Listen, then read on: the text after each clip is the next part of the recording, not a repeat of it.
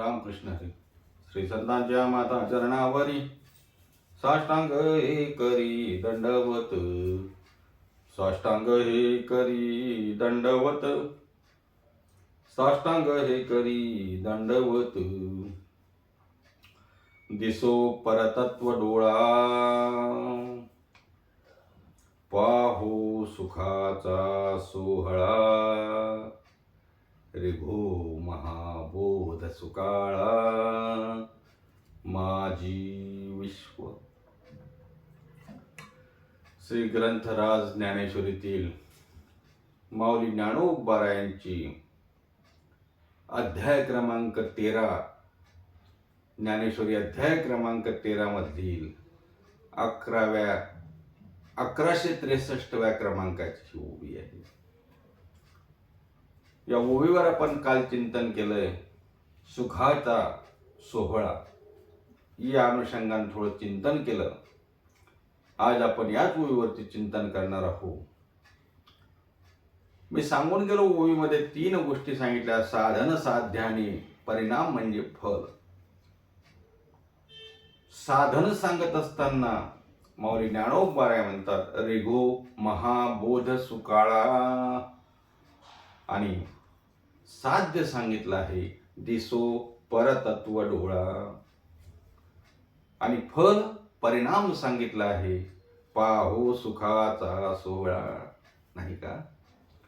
या ओवीचं असं वर्गीकरण करून आपण त्या ओवीकडे बघण्याचा प्रयत्न करू. माऊली ज्ञानोबा या ओवीतून संबंध जगासाठी, संबंध विश्वासाठी, तुमच्या आमच्यासाठी, तुमच्या आमच्या कल्याणाचा मार्ग सांगतात की बाबा रे रिघो महाबोध सुकाळा. साधन सांगताना माऊली म्हणतात रिघो महाबोध सुकाळा. रिघो म्हणजे प्रवेश करणं, प्रविष्ट होणं, आकृष्ट होणं, त्यात जाणं, शिरणं, त्याला रिघो असं म्हणावं. या ओवीमध्ये 3 क्रियापद आलेली आपल्याला दिसतात. दिसो परतत्व डोळामध्ये दिसो हे क्रियापद आहे.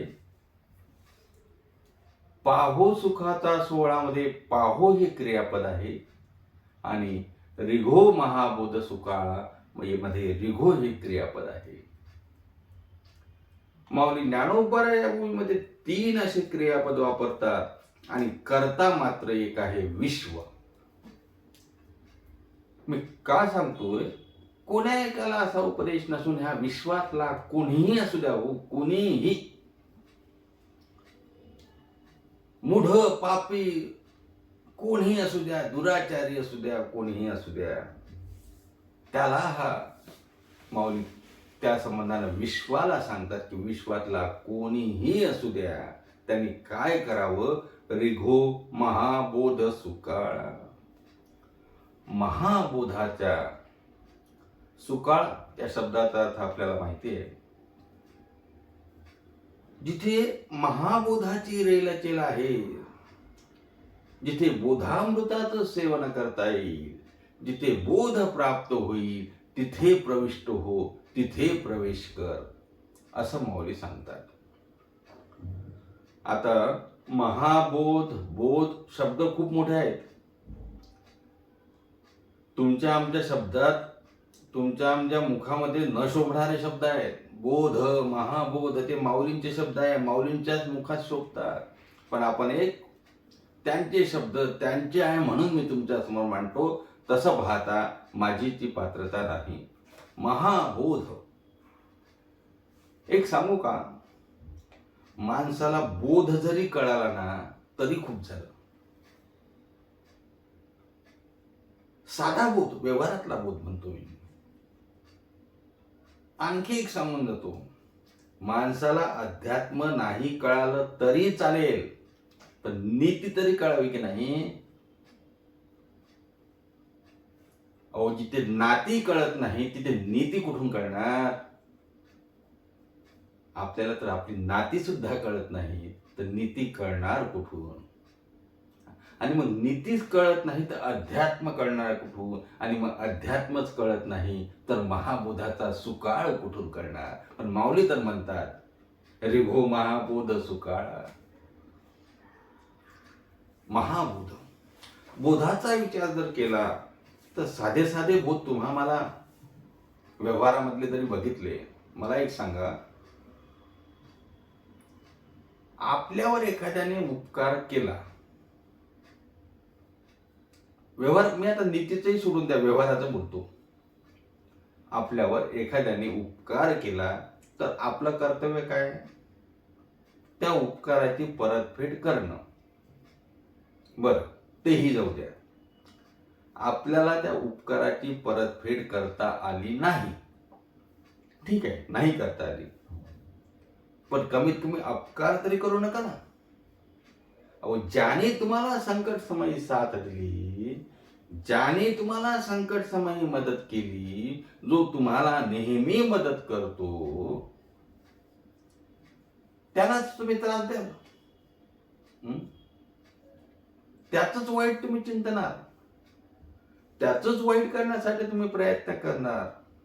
म्हणजे एवढा साधा व्यवहार आपल्याला कळत नाही की आपल्यावर कोणी उपकार केला तर आपणही त्याच्यावर उपकार केला पाहिजे. आपल्याला कोणी मदत केली तर त्याला आपण मदत केली पाहिजे. हा व्यवहारातलं नीती जर आपल्याला कळत नसेल तर बोध आणि महाबोध दूर राहिला. मी का सांगतोय? माऊली ज्ञानोबराय म्हणतात, रे गो महाबोध सुकाळा, महाबोधाच्या सुकाळामध्ये तुम्ही प्रविष्ट व्हा, प्रवेश करा.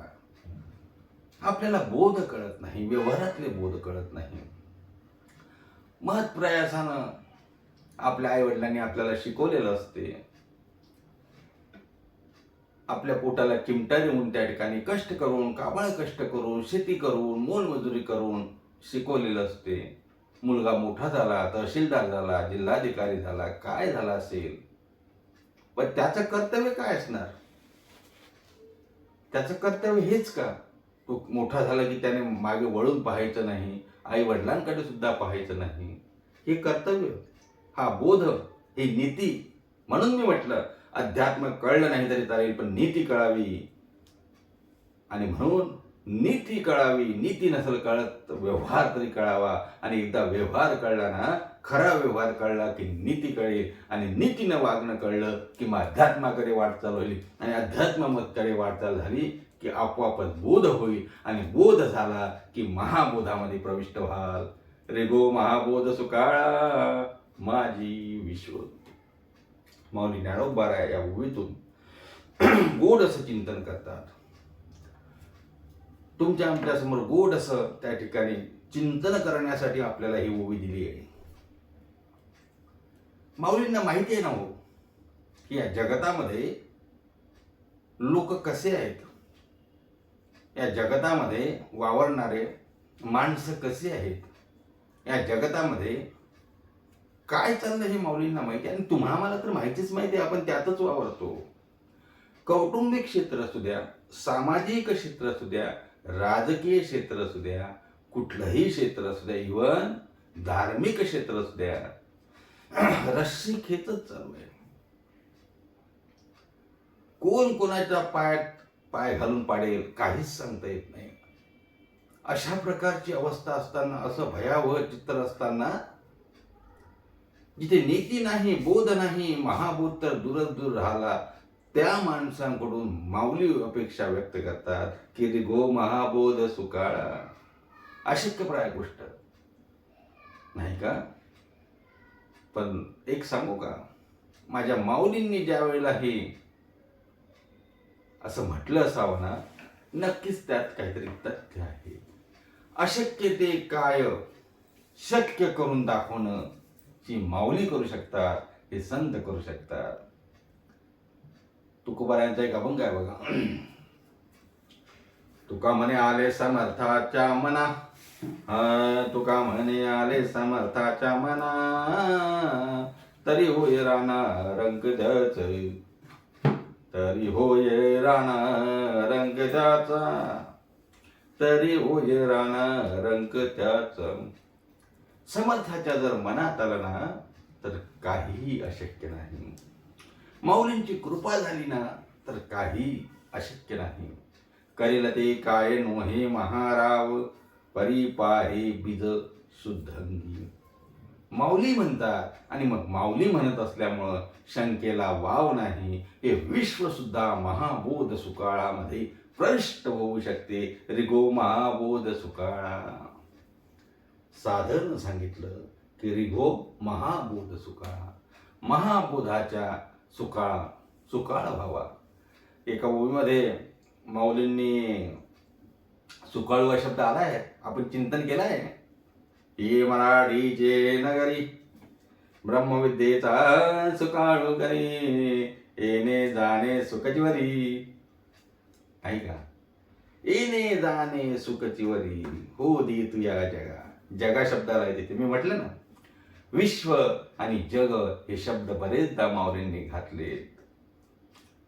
माऊली विश्वाचा विचार करतात, जगाचा विचार करतात. आता जी ओवी म्हणून दाखवली त्यात सुद्धा जग हा शब्द आला आहे, आणि त्यात सुद्धा सुख हा शब्द आला आहे, त्यात सुद्धा सुकाळू हा शब्द आला आहे, आणि या ओवीत सुद्धा सुकाळू हा शब्द आला आहे, सुख हा शब्द आला आहे, जग या शब्दाचा समानार्थी विश्व असा शब्द आला आहे.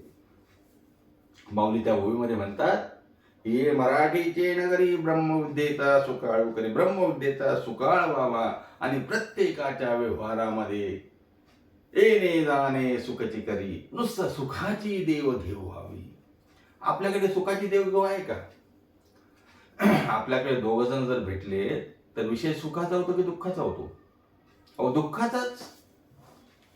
सुखाच्या विचाराची देवघेवच नाही ना. पण माऊली तर म्हणतात, येणे जाणे सुखाची वरी ओ देई जगा.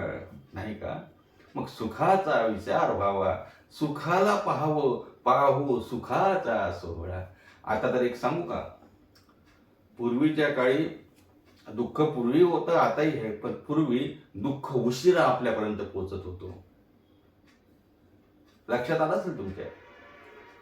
एखाद्याचं कोणाचं काही वाईट झालं तर आपल्याला कधी कळायचं?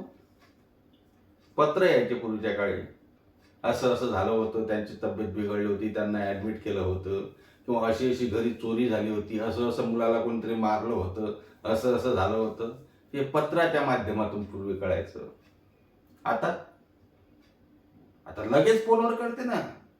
म्हणजे पूर्वी तर दुःख आपल्यापर्यंत पोचायला 8-10 दिवस लागायचे. आता क्षणात फोन लावला की दुःख पोचलंच तुमच्या सोबत, तुमच्यापर्यंत पोचलंच ते दुःख. म्हणजे दुःख आता लवकर आपल्याजवळ पोचते.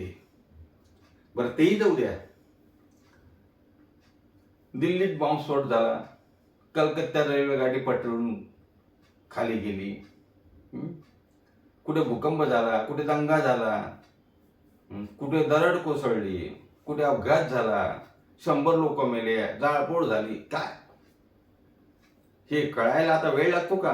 अहो टीव्ही लावा, लगेच टीव्हीच्या माध्यमातून ते सबंध दुःख तुमच्या आमच्यापर्यंत पोहोचते. सांगण्याचा हेतू आहे, दुःख आपल्यापर्यंत क्षणात पोचण्याची सोय झाली. पूर्वी दुःख उशिरा पोचायचं. काही झालं तरी पत्र यायचं, निरोप यायचा, नंतर कळायचं. कित्येकदा तर तेरव्या होऊन जायच्या आणि नंतर कळायचं की तो गेला म्हणून, जवळचा नातेवाईक. आता तसं नाही. दुःख लगेच आपल्यापर्यंत विज्ञानानं पोचवण्याची त्या ठिकाणी सोय केली आहे. मी विज्ञानाला दोष देत नाही, बरंच चांगलं पण झालंय. पण पारमार्थिक दृष्ट्या बघितलं, थोडंसं आपण चिंतन जर करून बघितलं तर दुःख सुद्धा आज आपल्याजवळ, यासाठी दुःखाची वाट सुद्धा खूप रास्त, खूप सुटसुटीत, खूप नीट, खूप व्यवस्थित झाल्याचं दिसते. थोडक्यात दुःख आपल्या जवळ लवकर पोचते. असं असताना मग सुखाचा विचार येणार कसा?